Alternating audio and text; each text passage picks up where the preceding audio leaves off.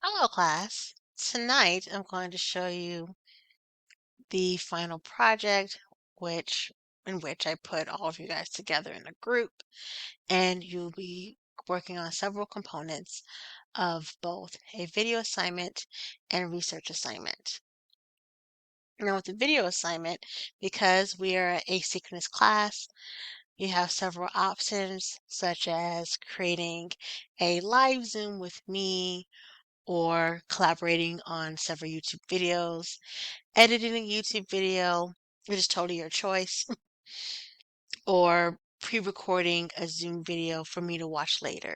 So there are several ways that you can collaborate on the video portion of the assignment. But you will also collaborate on other assignments such as the team contract assignment and the research paper that will accompany your video. Let's begin. All right. So one of the first assignments that I gave you, and I just want to give a brief overview, I explained in the lecture video about groups and teams why I give this assignment as the first collaborative assignment.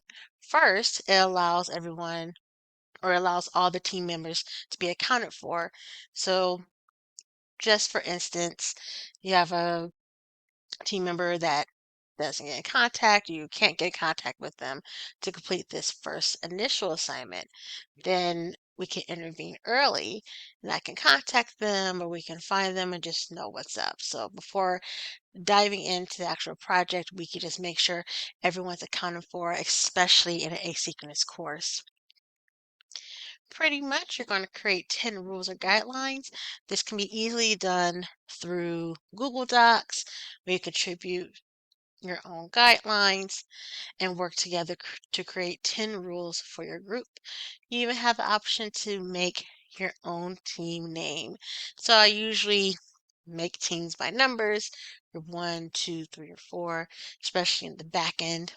It helps me put everything together.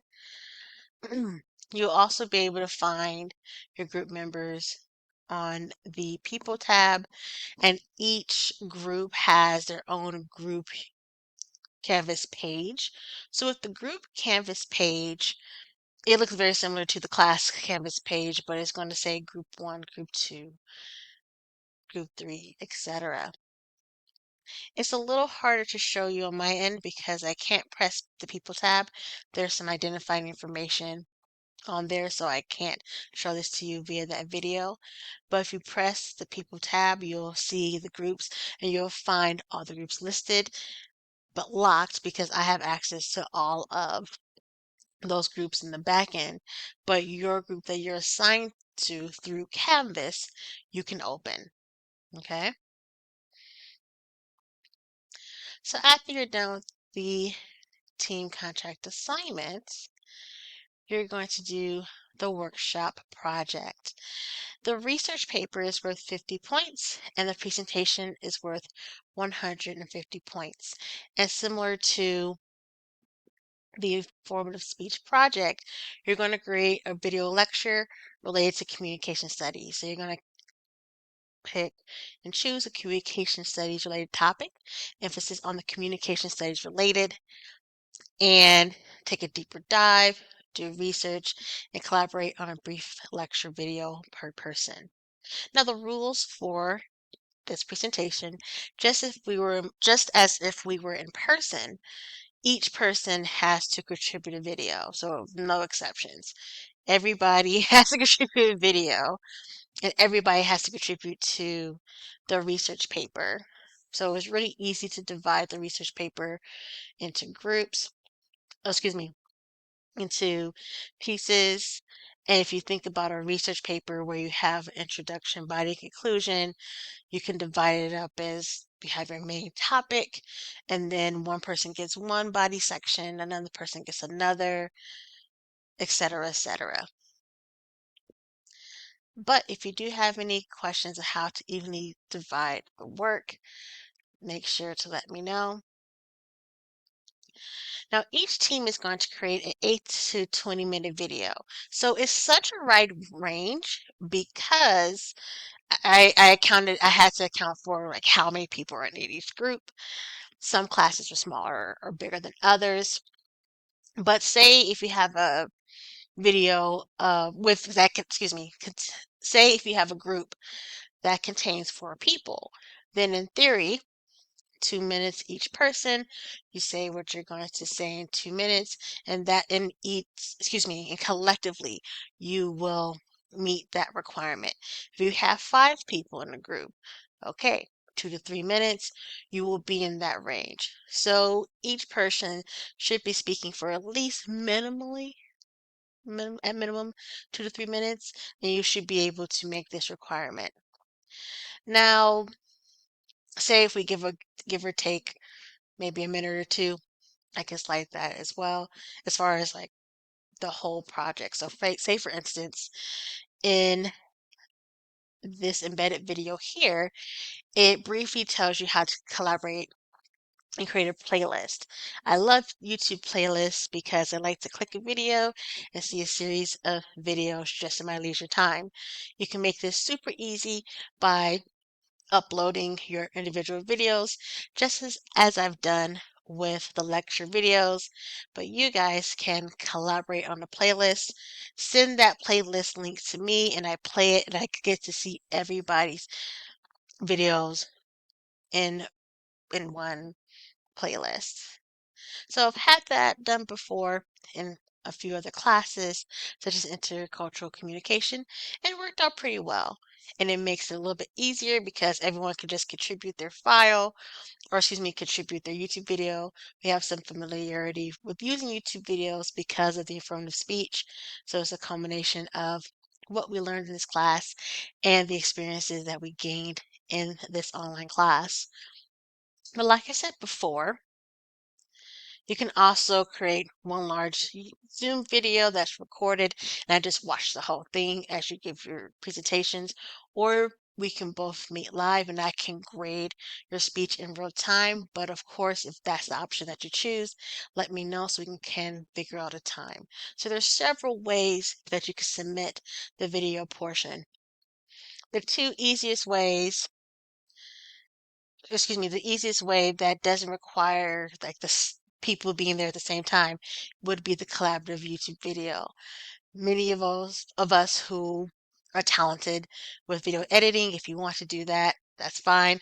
I can't edit my way out of a paper bag, so I don't require that because I can't teach that to you.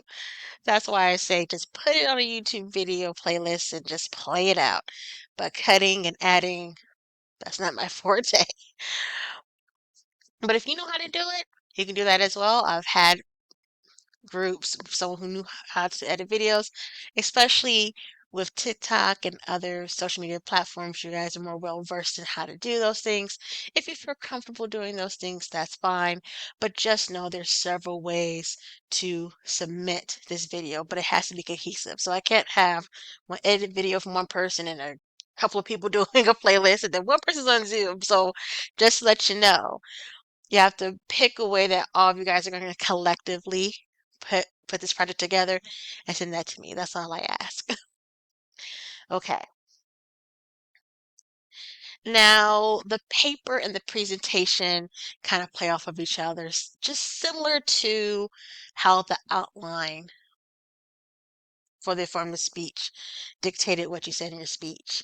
Now, although the writing portion will be in research paper format, you can use the information in your paper for the video portion, especially as you individually say your portion.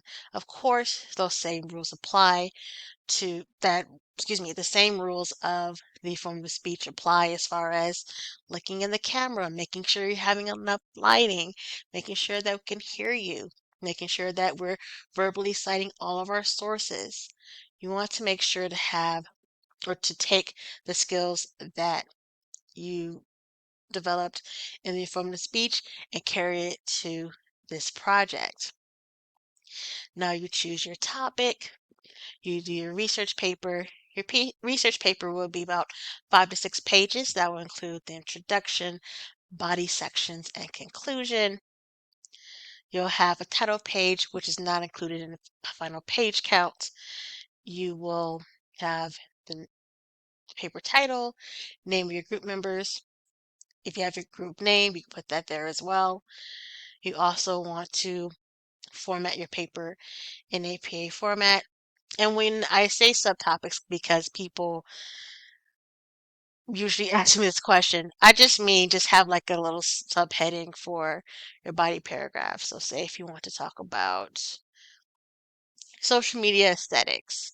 Okay, we're going to have aesthetics of the early 2000s social media, aesthetics of the 2010 social media, present day social media aesthetics. And that's pretty much just a little subtitle in between the body sections. Okay, if you have any questions about that, let me know.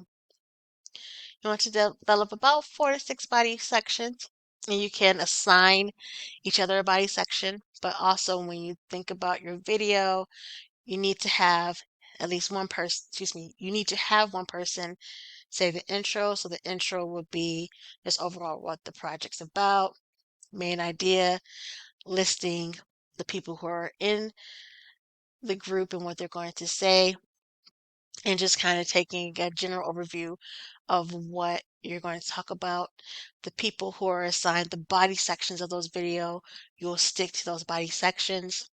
And when you are, say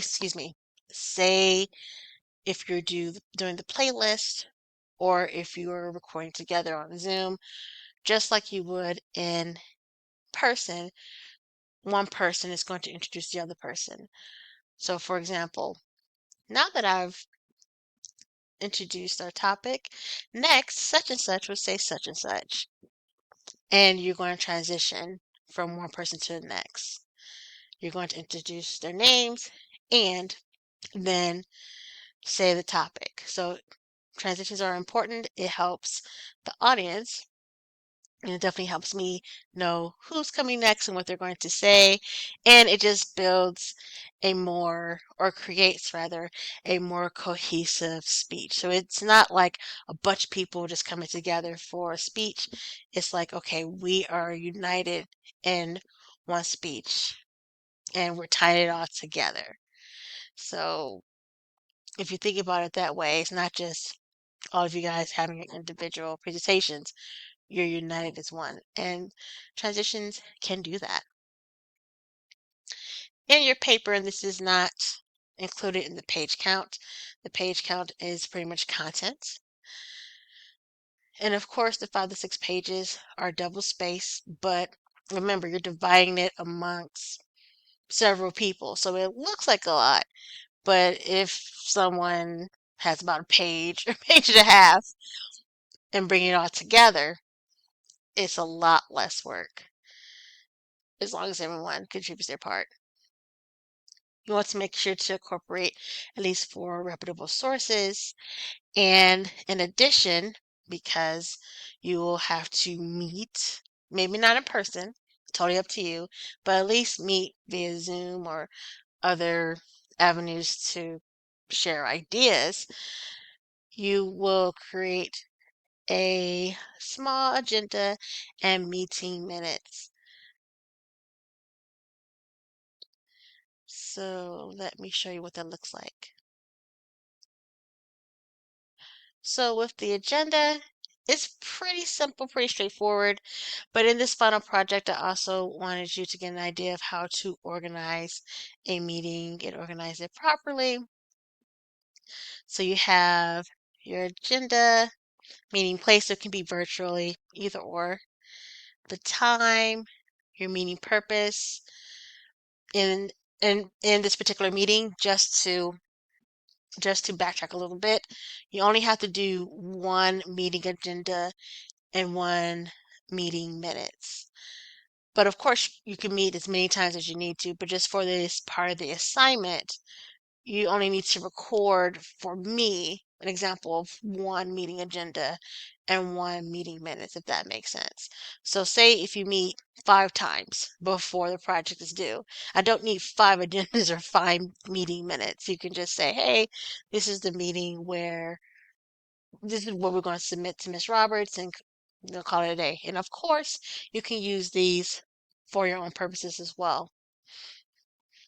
So continue with meeting agenda, which helps you plan the meeting. So you're not just saying like, oh, what do we do? What do we do? What are we going to do? You can talk about unfinished business, topics that require ongoing discussion, new discussions and goals, and you're able to organize what you're going to talk about. It's a really good tool, a real skill to have as you go out into your careers, or say if you are the member of a school club or any other context where you are the leader in the meeting.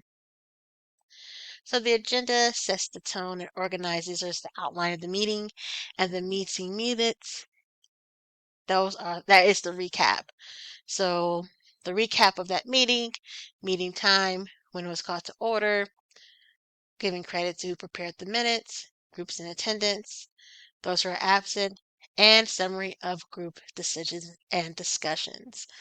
So attached to the assignment, and now of course this isn't a part of the content, but I do encourage you and require you at least to meet once and organize the meeting using agenda and meeting minutes. So you only need to submit one agenda and one meeting minutes to me. But of course, definitely have more to make decisions and to interact with your group. So let me go back. And this is pretty much on the other prompt, but for 2 reasons. I have this separate because on the back end of Canvas, when I grade you, I have to create a page and grade you. So I wanted just to have the prompt up there for you. So pretty much a review for 6 pages. Excuse me. APA format, develop the body sections, make sure to have meeting minutes and an agenda for one meeting, and the papers must be edited to receive full credit. Okay.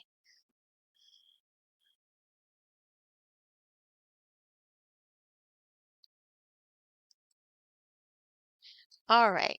So if you have any additional questions, please let me know. I can't wait to see your projects. And if you have any questions, definitely let me know. Thank you so much. We're in the last leg of the course. I'll talk to you guys soon. Bye.